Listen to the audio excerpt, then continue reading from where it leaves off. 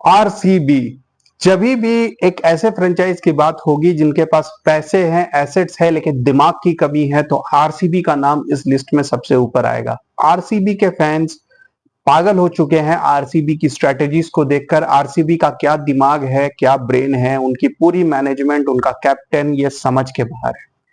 Virat Kohli most likely इस बार फिर captain बनेंगे और कहा जा रहा है कि विराट कोहली मैनेजमेंट के साथ रेगुलर टच में थे, किन प्लेयर्स को रिटेन करना है और किन प्लेयर्स को हटाना है।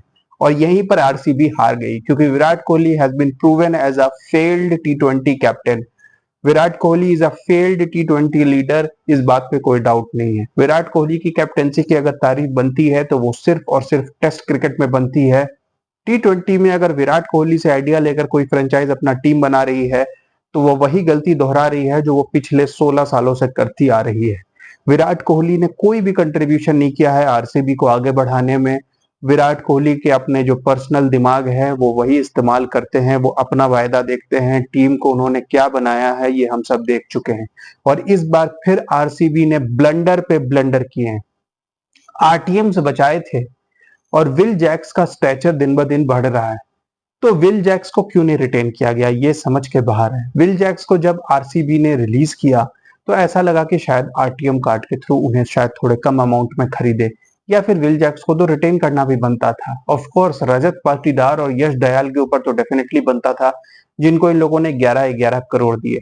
क्या ये कोर बनेंगे आरसीबी का? आपको याद हो इसी विराट कोहली ने पिछले मेगा ऑक्शन में या शायद उसके पहले मेगा ऑक्शन में सरफराज खान को रिटेन किया था, और आज सरफराज खान को आईपीएल में कोई बायर तक नहीं मिल रहा। ना तो उनकी कोई एज हुई है, ना उनकी परफॉर्मेंस गिरी है। यह विराट कोहली की जजमेंट थी कि सरफराज खान ही आरसीबी का अगला हीरो है। तो आप समझ सकते हैं कि विराट कोहली की जजमेंट कितनी अच्छी है। काइल जेमिसन को भी विराट कोहली खरीद कर लाए थे और काइल जेमिसन को भी अब कोई बायर नहीं मिलता। आप समझ सकते हैं कि विराट कोहली की जजमेंट कितनी अच्छी है। चहल के पीछे नहीं गई आरसीबी, सिराज को रिटेन करने का नहीं सोचा आरसीबी ने। ऑफ कोर्स मैं ये नहीं कह रहा कि सिराज कोई बहुत बड़े बॉलर हैं और सिराज को जाने देना चाहिए था, लेकिन अगर आप यश दयाल को ले रहे हो तो फिर तो सिराज को ही ले लेते, क्योंकि मुझे कोई सेंस नहीं नजर आया कि यश दयाल को क्यों रिटेन किया गया है। और चहल के पीछे क्यों नहीं गए इसका भी कुछ समझ में नहीं आता। आरसीबी के स्पिनर्स की बात करूं तो सुयश शर्मा और स्वप्निल सिंह, ये दो स्पिनर्स हैं आरसीबी के। कौन? सुयश शर्मा और स्वप्निल सिंह। तो इन दो स्पिनर्स को लिया है आरसीबी ने। सारे मैचेस चिन्ना स्वामी में नहीं होने हैं। आरसीबी के 7 मैच अगर चिन्ना स्वामी में है तो 7 अवे वेन्यूज में है। तो अवे वेन्यूज में क्या करेगी आरसीबी? स्वप्निल सिंह और सुयश शर्मा से मैच जीतेगी? मेरे समझ के बाहर है, क्योंकि वो किसी भी स्पिनर के पीछे नहीं जा रहे थे। अब बात करते हैं उनके ओवरसीज परचेजेस की। ओवरसीज परचेजेस में आरसीबी ने, मैं नहीं कहूंगा कि बहुत बुरा किया है, अच्छा किया है। आरसीबी की एक फेल्ड पॉलिसी रही है कि वो 2 टॉप ऑर्डर के ओवरसीज प्लेयर लेते हैं, एक ऑलराउंडर लेते हैं और एक फास्ट बॉलर लेते हैं, और इसी को वो हमेशा फॉलो करते आ रहे हैं और वो हमेशा हारते आ रहे हैं।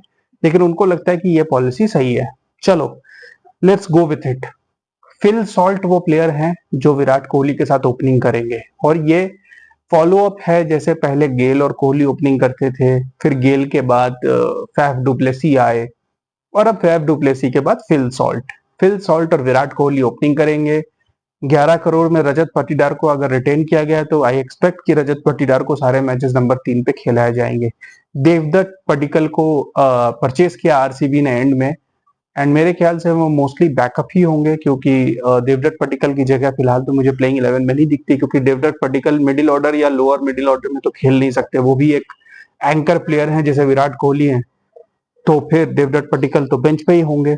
नंबर 4 पर एक फिनिशर या एक इम्पैक्ट प्लेयर, जैसे पहले एबी डिविलियर्स थे, उसके बाद ग्लेन मैक्सवेल को लाया गया, और अब आरसीबी ने लिया है लियाम लिविंगस्टन को। और मेरे ख्याल से ये दोनों ओवरसीज परचेजेस अच्छे हैं। फिल सॉल्ट भी एक जबरदस्त टी20 प्लेयर हैं, and same I would say about Liam Livingstone, जो फिलहाल टॉप फॉर्म में है। और मेरे ख्याल से ये आरसीबी ने एक बढ़िया परचेज किया है और काफी रीजनेबल अमाउंट में किया है, क्योंकि लियम लिविंगस्टन इनको सिंगल डिजिट्स में मिल गए।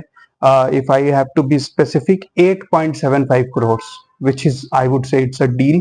लियम लिविंगस्टन बॉलिंग भी कर लेते हैं और बैटिंग में ऑफ कोर्स वो नंबर 4 से नंबर 6 तक कहीं पे भी फिट हो सकते हैं, तो फिनिशर के रोल की रिक्वायरमेंट के हिसाब से वो फिट हो जाएंगे, परफेक्ट बाई। लेकिन मेरा बस एक ही सवाल है कि क्या फिल सॉल्ट की जगह विल जैक्स को ही रिटेन नहीं किया जा सकता था? ओके, एनीवेज आरसीबी है, विराट कोहली का दिमाग है तो छोड़ देते हैं भाई। ये 4 प्लेयर्स हो गए। एक और अच्छा इंडियन परचेज किया है आरसीबी ने, वो which is Krunal Pandya. Krunal Pandya is a good player, वो आईपीएल में प्रूवन सक्सेसफुल प्लेयर हैं, लेफ्ट आर्म स्पिन भी फेंक लेते हैं। ऑल्दो उनकी बॉलिंग पिछले 2-3 आईपीएल से बहुत नीचे गई है, इनफैक्ट वो अब रेगुलरली बॉलिंग भी नहीं करते हैं। तो यहाँ पे RCB have missed a trick. मुझे नहीं पता कृणाल पांड्या से कितनी बॉलिंग कराई जाएगी और चिन्ना स्वामी में कृणाल पांड्या की बॉलिंग कितनी यूजफुल होगी, but definitely he is a useful middle order batsman जो कि आरसीबी हमेशा मिस करता रहा है। तो Krunal Pandya I would say is a good buy. लेकिन मुझे ये नहीं समझ में आया कि क्या नीतीश राणा के लिए आरसीबी को नहीं जाना चाहिए था। एनीवेज, और उसके बाद बात करते हैं उनके बाकी ओवरसीज परचेजेस की। तो वहां पर एक अच्छा परचेज है, लेकिन मुझे डाउट है कि आरसीबी उन्हें कैसे यूज करेगी, और वो है इंग्लैंड के स्पिनर जेकब बेथेल। स्पिनर क्या, वो एक ऑलराउंडर है, लेफ्ट हैंडेड बैट्समैन है, काफी यंग है, 21 साल के हैं, लेफ्ट आर्म स्पिन भी फेंकते हैं, काफी कॉम्पिटिटिव हैं, काफी अग्रेसिव हैं, और मेरे ख्याल से वो एक जबरदस्त परचेज है। लेकिन आरसीबी अच्छे अच्छे प्लेयर्स को खरीद के उन्हें यूज नहीं कर पाती है, उन्हें प्लेयर्स तो ले लेती है लेकिन उन्हें यूज करना नहीं आता। जेकब बेथेल को अभी फिलहाल नंबर 3 पे इंग्लैंड ट्राई कर रही है टेस्ट क्रिकेट में, और जेकब बेथेल भी मोस्ट लाइकली एक टॉप ऑर्डर प्लेयर है। तो जैकब बेथेल को क्या नंबर 4 पे खिला के लिविंगस्टन को नंबर 5 पे खिलाने का सोचेगी आरसीबी? यानी टॉप 5 में क्या 3 overseas player Phil Salt, Jacob Bethell और लियम लिविंगस्टन को ट्राई करेगी?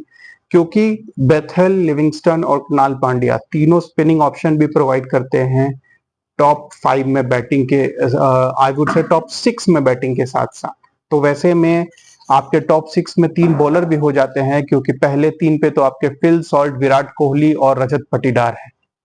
लेकिन क्या आरसीबी ऐसा करेगी? उन्होंने टिम डेविड को भी लिया है, उन्होंने रोमारियो शेफर्ड को भी लिया है। ये दोनों कोई टिम डेविड तो फिलहाल बहुत ज्यादा डिक्लाइन पे है, मुंबई इंडियंस ने निकाला और बहुत ज्यादा फाइट भी नहीं हुई, 3 करोड़ में ही मिल गए टिम डेविड, क्योंकि सब कोई जानता है कि इस वक्त टिम डेविड की कोई ऐसी डिमांड नहीं है और रोमारियो शेफर्ड भी कोई कंसिस्टेंट प्लेयर नहीं है, they are just decent buys. और फाइनली बॉलिंग की बात करूं तो उन्होंने लिया है जॉश हेजलवुड को। Now this is a good buy, लेकिन जॉश हेजलवुड कोई टी20 स्पेशलिस्ट नहीं है, वो न्यू बॉल से अच्छी बॉलिंग कर देंगे, डेथ बॉलिंग में जॉश हेजलवुड स्ट्रगल्स। तो जॉश हेजलवुड है।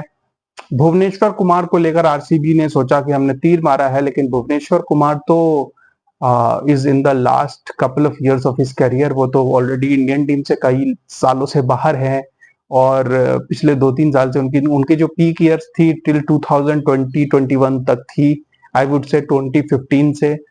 अब तो वो डिक्लाइन पे है। Of course he still a very useful bowler, लेकिन मुझे अभी भी नहीं समझ में आया कि आरसीबी ने अगर सिराज को रिलीज किया था तो they could have gone for Shami. Shami के लिए क्यों नहीं गए? भुवनेश्वर को भी उन्होंने कोई सस्ते में नहीं खरीदा है, भुवनेश्वर को उन्होंने ऑलमोस्ट 11 करोड़ में खरीदा है, और शमी बिके हैं 10 करोड़ में। तो क्या शमी के ऊपर 1-2 करोड़ और इन्वेस्ट करके आरसीबी शमी को नहीं ले सकती थी? भुवनेश्वर को लिया है, ठीक है। भुवनेश्वर, जॉश हेजलवुड, ये आपके 2 बॉलर्स हैं, ओपनिंग बॉलर्स।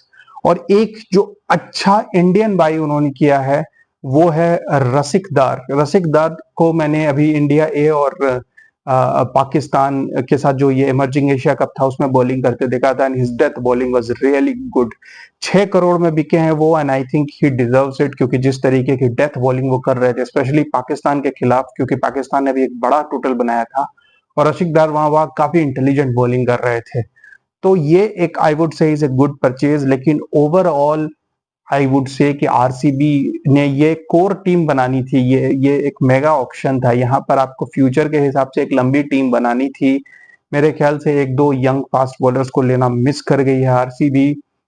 लास्ट में लुंगी एंड गिडी को उन्होंने एक बैकअप पेसर में लिया है, लेकिन लुंगी एंड गिडी कितने एक्सपेंसिव होते हैं आईपीएल में, और चिन्ना स्वामी में लुंगी एंड गिडी को खिलाना मतलब वो 4 ओवर में 50-60 रन कितने भी पिट सकते हैं। तो lungi and giddy is not a, I mean for a backup he is good, may be कुछ पिचेस पे वो आपको बहुत यूजफुल है, end of course is a south Africa international player, अभी भी टीम में खेलते हैं। आई वुड नॉट से कि इज कंप्लीटली बैड, लेकिन अभी जो अगर आप आरसीबी की प्लेइंग 11 देखोगे तो मुश्किल से एक प्लेइंग 11 बन रही है। उन्होंने जितेश शर्मा पे इन्वेस्ट किया है as somebody who can do the role which Dinesh Karthik does। मुझे नहीं पता कि जितेश शर्मा को 11 करोड़ में खरीद के उन्होंने जो ये इन्वेस्टमेंट की है ये कितनी यूजफुल होगी, but at least there has been a conscious effort कि मिडिल ऑर्डर को थोड़ा मजबूत किया जाए। लेकिन ये देखना पड़ेगा कि आरसीबी जो अपनी प्लेइंग 11 फॉर्म करती है उसमें वो किन ऑलराउंडर्स को कंसिडर करती है। Liam Livingstone is definitely going to be one, लेकिन वो टिम डेविड, जेकब बेथेल ये सब यूटिलिटी प्लेयर्स हैं, तो इनके लिए एक अच्छा कीपर चाहिए, एक अच्छा लीडर चाहिए जो इनको बॉलिंग में भी यूज कर सके। जो मेरे ख्याल से अगर ये धोनी की टीम में होते तो ये बहुत अच्छे से यूज हो सकते थे, लेकिन विराट कोहली की लीडरशिप में तो मोइन अली और मार्कस स्टोइनिस ने भी हाथ पैर जोड़ लिए थे कि हमें तो हमारा रोल नहीं समझ में आता। शिवम दुबे को तो बिल्कुल मिसयूज करके रखा था विराट कोहली ने, और ये सारे के सारे प्लेयर्स दूसरे फ्रेंचाइजीज में जाके सक्सेसफुल हुए। तो विराट कोहली अपनी कैप्टेंसी में जेकब बेथेल को किस तरीके से यूज कर पाते हैं, लियम लिविंगस्टन की बॉलिंग बैटिंग को किस तरीके से यूज करते हैं, ये सब बहुत मेरे ख्याल से कॉम्प्लिकेटेड टीम है जिसमें कि विराट कोहली को बहुत समझदारी से लीड करना होगा, क्योंकि मुझे ख्याल से इस टीम में और कोई कैप्टन है भी नहीं। अगर आरसीबी सरप्राइज करना चाहे तो रजत पाटीदार या किसी को कैप्टन अनाउंस कर सकती है, कृणाल पांड्या को भी कर सकती है, यू नेवर नो। क्योंकि विराट कोहली कैप्टनसी छोड़ चुके हैं और कैप्टनसी छोड़ने के बाद वो थोड़ी बैटिंग में उनकी इंप्रूवमेंट आई है, तो मुझे नहीं पता वो दोबारा कैप्टनसी लेना चाहेंगे कि नहीं।